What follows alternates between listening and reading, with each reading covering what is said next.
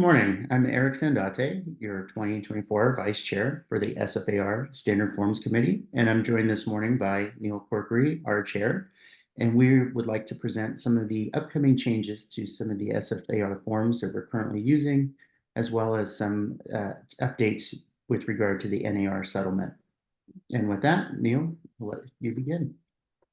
Thanks, Eric. Yeah, so the four forms that will be updated on or about August 12th, and I do suggest you stay tuned to our association's channels as information is pushed out, whether it's email or in a different video.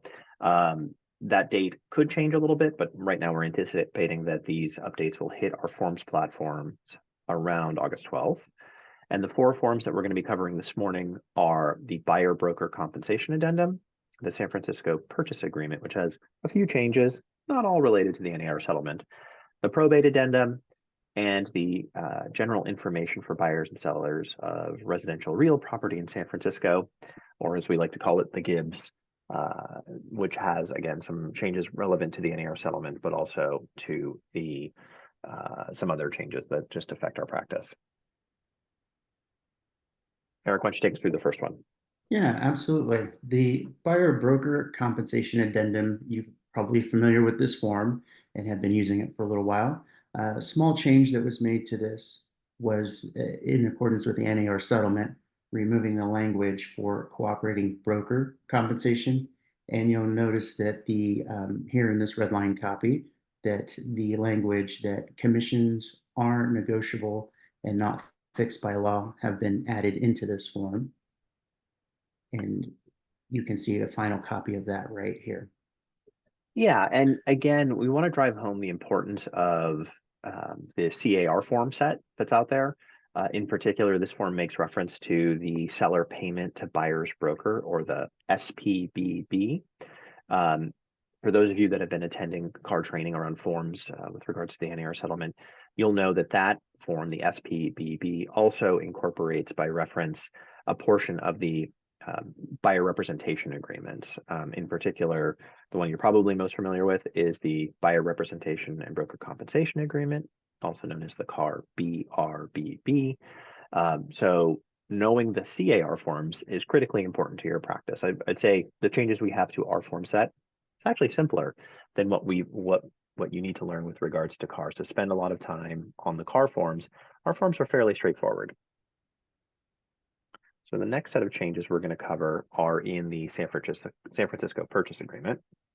And with regards to that addendum we just discussed, the Buyer Broker Compensation Addendum, we've incorporated a checkbox. Very easy to incorporate that. So if you're in the situation where you are going to be writing an offer, working with a buyer who is asking for the seller to pay your obligation to pay the broker, the buyer's broker, you would check this box and attach that addendum. And this is the red line version, and this will be the clean version that appears under Section 8.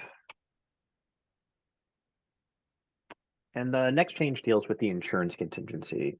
So as many of you know, due to the difficulty in obtaining insurance out there in the marketplace today, we added the insurance contingency in one of our more recent previous revisions. Now we've enhanced it a little bit. We've made clear that this contingency is distinct and separate from, say, the financing contingency. So if, for example, the lender does not approve the insurance that's provided, but the buyer has already removed this contingency, they will not be able to use the financing contingency to cancel the contract. So it makes clear that that piece is in place. Additionally, there's a checkbox here. So if a buyer is willing to take on a little bit of risk, or to communicate the amount of risk they're willing to take on to the seller so that the seller has some granularity in comparing multiple offers, they can check this box and the buyer can fill in the maximum premium amount that they're comfortable taking on. And so if for instance, they are comfortable going up to $4,000 of annual insurance premium, that may be more attractive to a seller with regards to risk profile than somebody who has not checked the box and is saying it is solely up to the buyer to determine whether or not the availability and affordability of that insurance is acceptable to them. So, and here is the clean version. On that topic of insurance, Eric, why don't you tell us about the next change? Yeah, and with regard to insurance, this has to do with the Homeowners Association disclosures. It's always been a requirement to get a copy of the insurance policy. However, we've expanded upon that in the purchase agreement now to specifically call for the HOA insurance policy. And again, you'll see those changes reflected here. Yeah, I think that many of you are aware if you're dealing with condos or multifamily, again, the availability of insurance has become critically difficult. This is a call out, not just for the benefit of the seller to provide this, but a reminder to buyers to fully investigate the availability and the costs associated with this. The next item is actually an elimination. We've deleted reference to any cooperating broker compensation or the assignment of the commissions. These are now handled separately in either the listing agreement if you're the seller's agent, or your buyer broker agreement if you're the buyer's agent. And so we've deleted paragraph 41. And so as a result of that, we had to renumber the balance of the section. Eric, why don't you tell us about the next change? Yeah, the last change here is a similar change, and this has to do again with eliminating the cooperating broker language as a result of the NAR settlement. So on the last page of the contract here, you will find that the box has been updated to reflect an acknowledgement of agency relationships, as well as the electronic delivery addresses here. And this is the clean version of what that will look like. Again, a minor change from the current purchase agreement.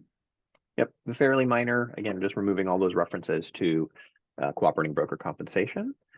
The next document that we're going to be dealing with is the probate addendum. So this is a form that isn't used by everybody, but if you are making an offer on a probate property, typically you would have incorporated this with our purchase agreement. It had a box at the end that was similar to the box that followed at the end of the purchase agreement that made reference to some commission information. That's just being deleted altogether. So it is gone. Again, I would strongly suggest that you understand what the local court rules are with regards to how much compensation can be paid. And because of the way that the compensation is going to be flowing through transactions now, understand that the court still has the authority to approve compensation that's coming from the estate, the seller. What's next, Eric? Yeah, next on our list of changes is the changes to the Gibbs. And we will start with the first change here. And that is, again, in light of the NAR settlement, that this disclaimer you'll see throughout once at the beginning and again at the end here in the Gibbs, but the amount of real estate commission is not fixed by law, and they are set by each broker individually and may be negotiated between broker and the party that they represent. And again, this is just a change in accordance with NAR settlement. Yep. Next, we have a non-NAR settlement related change. This is the addition of a hyperlink in our new construction and development impacts blob of text in the Gibbs. This will link to a planning department website that has a housing element zones that includes information like the heights of proposed projects that have been approved. Do keep in mind that this information is not going to be deemed 100% reliable, and that just because a project is approved now in its current state, that there aren't changes that are going to come down the pike. But the information that's contained in the website may be important to your buyer clients as they think about purchasing properties that may have a view or access to certain light elements. So keep in mind that there is this resource now built into the Gibbs. Perfect. And up next, this change has to do with the decks and exterior walkways for buildings of 3 or more units. This is a change for the compliance that is starting to take place January of 2025. Again, this is not a new requirement, but will be now enforced going forward. And so the Gibbs has been updated to reflect the requirement of those inspections of decks, balconies, and walkways that need to be to happen. Keep in mind that San Francisco has a slightly different ordinance than the state, but again, we've updated this passage here to provide you information on that. And with regard to condos in developments as well, again, decks and balconies will need to be inspected. Yeah, this quote unquote new, or this new change in our practice certainly is confusing and complicated. You'll recall in our June update, we made some changes to the San Francisco seller disclosure. There was an addition of a question and a little enhancement around these periodic inspections. This section, this enhancement to the Gibbs section addresses that. And again, as a reminder, I would encourage you, or we would encourage you, I should say, that you consult with a qualified inspector. They're going to be your best resource for understanding how and how frequently and the type of inspection that's necessary. And Eric, why don't you give us the last change? It's a nice bookend. Yeah, the last change is very similar to the first change that we started off with in this Gibbs form, and that is, again, the language around commissions being negotiated between the parties, between the broker and the party that they represent. So again, just a minor change. In conclusion, Neal and I would suggest spending time learning the new business practices, not just the new forms that are coming out, but the new MLS rules, compliant requirements, as well as form changes. Yeah, take advantage of that free education, right? So SFAR has put out and continues to put on multiple webinars. They've made available forms training through many of their online platforms. SFAR will continue to have education around our forms and changes to practices, as well as many of the paraprofessional groups that we deal with on a day-to-day basis. Lean into those. Stay on top of it.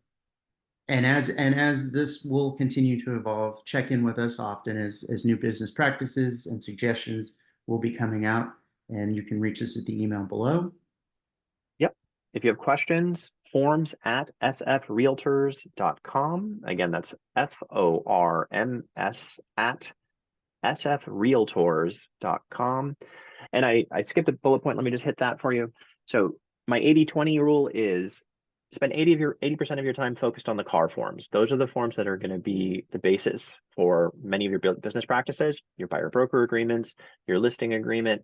Those are the things that are going to be important for you to be familiar with and be able to communicate your value proposition to your clients. And then understand that our forms lever those forms heavily. So about 20% of your time spent there. Eric, why don't you take us home?